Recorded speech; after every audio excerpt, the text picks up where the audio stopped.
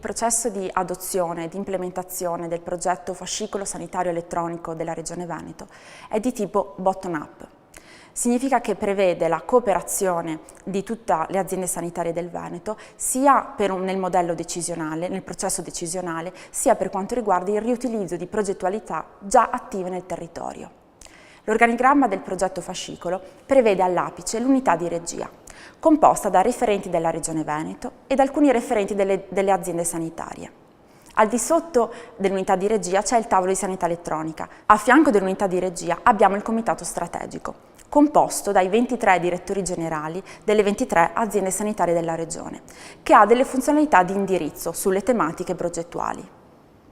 Sotto l'unità di regia abbiamo il tavolo di sanità elettronica regionale, chiamato anche comunemente TSER, composto dai 23 responsabili di sistemi informativi delle aziende sanitarie, che ha il compito di proporre le tematiche del progetto fascicolo e di decidere i capisaldi della costruzione dell'infrastruttura e dell'infostruttura progettuale. In questo momento del progetto il focus è essenzialmente sulla parte tecnica, proprio perché prima di fare grandi ragionamenti sulle funzionalità spinte del progetto è necessario costruire delle forti basi.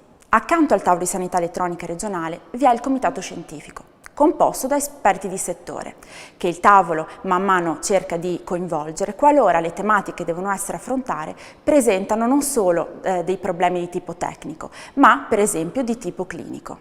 Sotto il tavolo di sanità elettronica regionale abbiamo i cosiddetti gruppi di lavoro operativo, GDLO. Ad oggi ce ne sono 15 costituiti all'interno del progetto fascicolo. Hanno lo scopo di trattare alcune tematiche peculiari di progetto, come per esempio la sicurezza, i documenti clinici, la privacy, la comunicazione, tutti aspetti del progetto che vanno di pari passo e che servono per portare a casa i primi risultati. I gruppi di lavoro operativo sono composti da referenti aziendali che hanno un diverso background di competenze e di conoscenze.